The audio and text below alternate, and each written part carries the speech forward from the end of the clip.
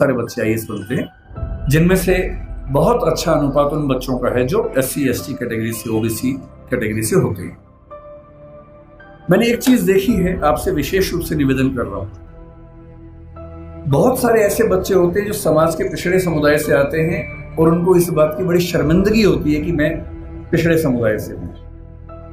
उनको आरक्षण मिलता है, वो IAS बनते हैं, IPS बनते हैं, और IAS IPS बनने के बाद कोशिश करते हैं कि उनकी वो पहचान खत्म हो जाए कि वो पिछड़े समुदाय से हैं और वो किसी उच्च समुदाय के व्यक्ति से शादी ब्याह करके अपने आप को वहां एक्सेप्ट करवा ले किसी तरह से, ऐसी उधेड़-बुन में लग जाते हैं।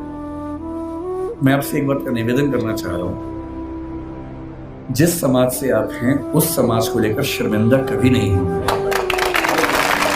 एकदम नहीं होना। आप सिविल सेवक बनेंगे, नेता बनेंगे, पुलिस वाले बनेंगे, जज बनेंगे, जो भी बनेंगे, आपकी मुख्य जिम्मेदारी संविधान के प्रति है, अपने दायित्वों के प्रति है, एकदम ठीक बात है, उसमें कोई कोताही करने में नहीं चाहिए। पर ध्यान रखना है, आरक्षण के पीछे का मूल तर्क क्या है। आप सोच के देखिए कि इस देश में कुल नौकरियां अगर मैं मान लूं केंद्र में तो 1 लाख के आसपास, जिनमें SC समाज की 15,000 के आसपास होंगी। SC समाज की कुल आबादी अगर हम देखें, इस समय 16% से ऊपर आबादी है। अगर 150 करोड़ दिमाग में रखने या 140 करोड़ रखे तो 23 करोड़ के आसपास आबादी दलित समाज की या SC समाज की भारत में।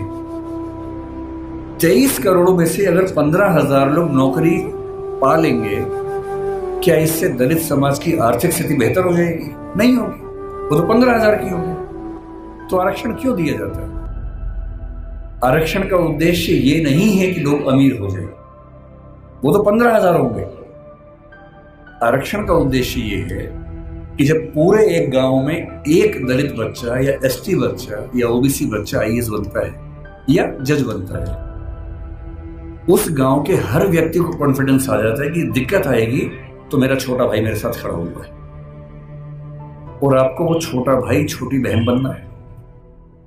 जिस दिन आप सफल हो जीवन में, आपके समाज ने बहुत आहुति दी है आपकी सफलता में, और आप जिंदगी भर भी उनकी मदद करेंगे तो अपना उधार चुका नहीं पाएंगे। कोई ऐसा काम नहीं करना जो गैर कानूनी हो, जो असंवैधानिक हो, ऐसा नहीं करना है। अपनी नौकरी की हदों में रहना है, अपने नियमों का पालन करना है। लेकिन जैसे आप IAS बनेंगे, आपके परिवार में कोई संकट में होगा, आप उसकी हेल्प करेंगे ही करेंगे। ठीक वैसे आपके समाज में कोई संकट में है, पुलिस यदि उसके साथ बदतमीजी कर रही है, गैर कानूनी कृत्य कर रही है, तो उस पुलिस को आप फोन करेंगे तो उसके साथ कुछ गलत नहीं होगा, ये आप पक्का कर सकते हैं। अंबेडकर साहब से सीखना चाहिए कि मैं जिस पृष्ठभूमि से हूं उस पर शर्माना नहीं है। अगर वो पीछे की स्थिति है तो उससे लड़ना है और अपने साथ साथ अपने पूरे समाज को मुख्य धारा में लाने के लिए एड़ी चोटी का जोर लगाना है। ये सीखना है। तो पहली बात सीखनी है पढ़ाई, दूसरी बात सीखनी है अपने समाज का साथ देना। पीछे कोई भी हट सकता है।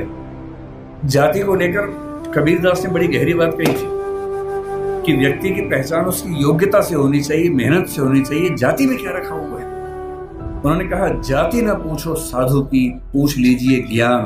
ज्ञान पूछो, मोल करो तलवार का, पड़ी रहन दो म्यान। म्यान में क्या रखा है? तलवार की कीमत है। और यदि हम कहते हैं कि पिछड़े समाज के लोग पढ़ने में पीछे हैं, तो ऐसा क्या था कि एक बच्चे को मौका मिला और वो पूरी संविधान सभा में सबसे ज्यादा पढ़ा लिखा व्यक्ति बन गया? इसका मतलब है कि अवसर मिले, जुनून हो तो व्यक्ति कुछ भी कर सकता है।